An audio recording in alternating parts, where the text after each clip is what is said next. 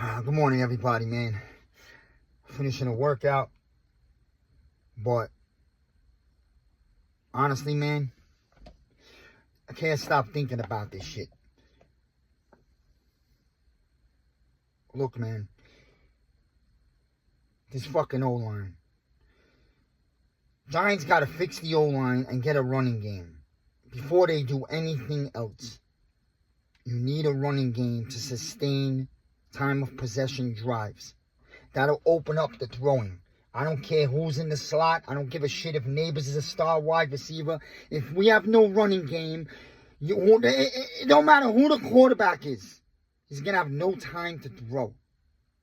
You watch Daniel Jones in Indy? Got an O-line. Got a real tight end. Nice running back. He's got the foundation that a pocket passing quarterback needs in order to be good in the NFL.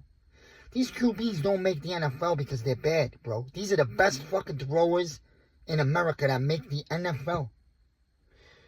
They're there for a reason. It's now what you do for them and put around them. Where do they go? Who's coaching?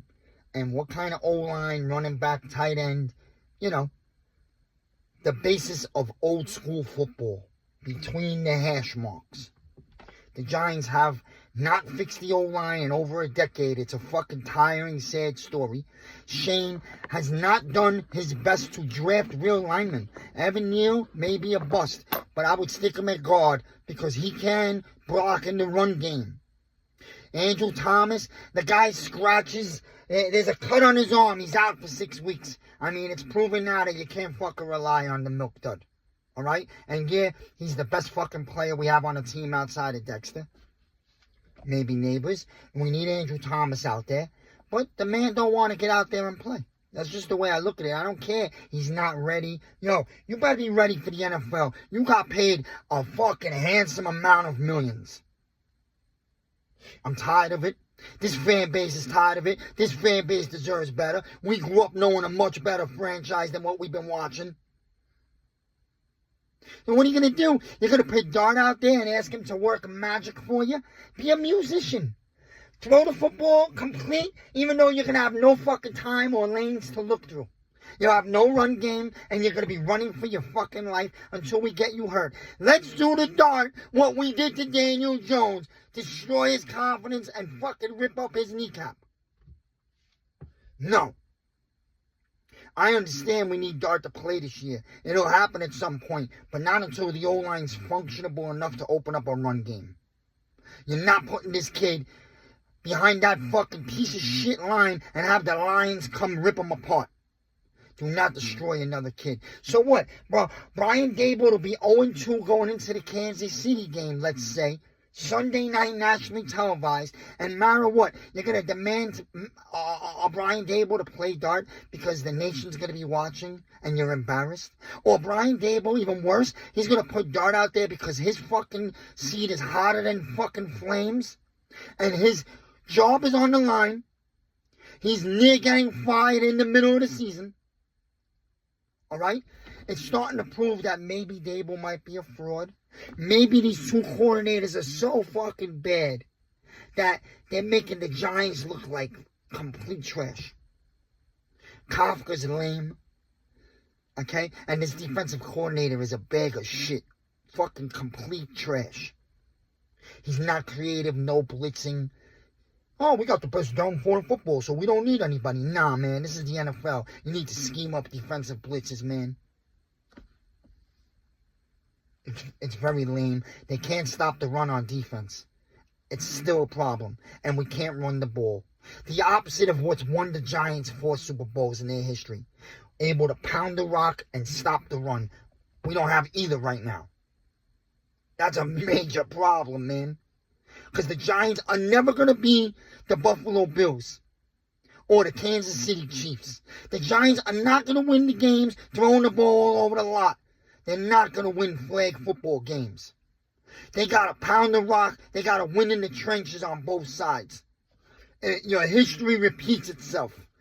We got to get back to being the Giants. So what? Daboll's going to throw Dart in because his seat is hot? And what? Destroy another young quarterback, bro?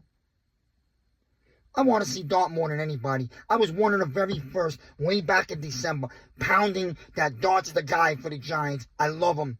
He's going to be a nasty quarterback. He fits New York. I said all this. It's all on video. I love the kid, but I don't want to ruin this kid early behind a horrible O-line, and he's not going to make up for a terrible O-line. I'd love to see Dart. I think you try to put Neal at guard because we could run the ball, I think, with him.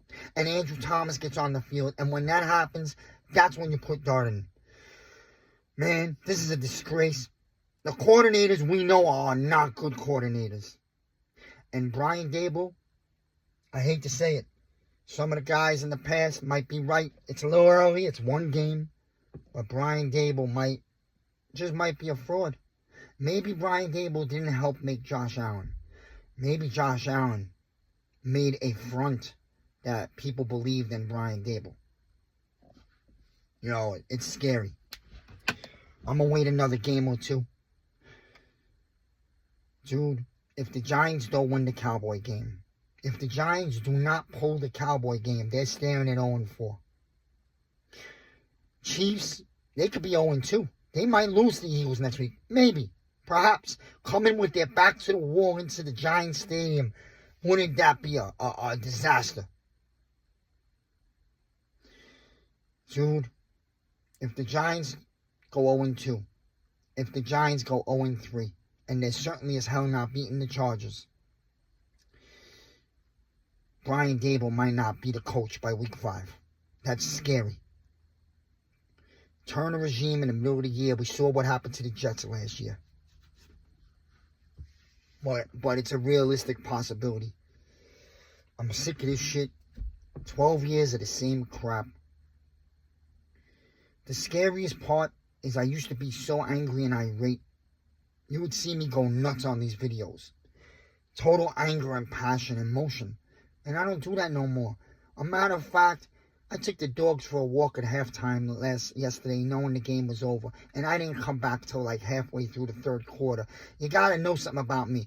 That's never happened before. Because I've become immune. And the worst fucking thing that could happen to this fan base, the diehard fans who's never missed a Giants game since the middle of 1985, when I was 9 years old. I've never missed a Sunday. You gotta know something. The worst thing that can happen to the Giants fan base is we're turning into the Cleveland Browns and the fucking Jets, where you've lost so much over the years that it doesn't sting you anymore. You're immune to it. It's almost fucking become expected. Only that yesterday, after the summer we saw in the draft we had, we expected to see the Giants put up a war with Washington. Regardless if they would have lost by 3 or 4, you expected a game and a half. And that score does not indicate how much we were dominated in the trenches yesterday.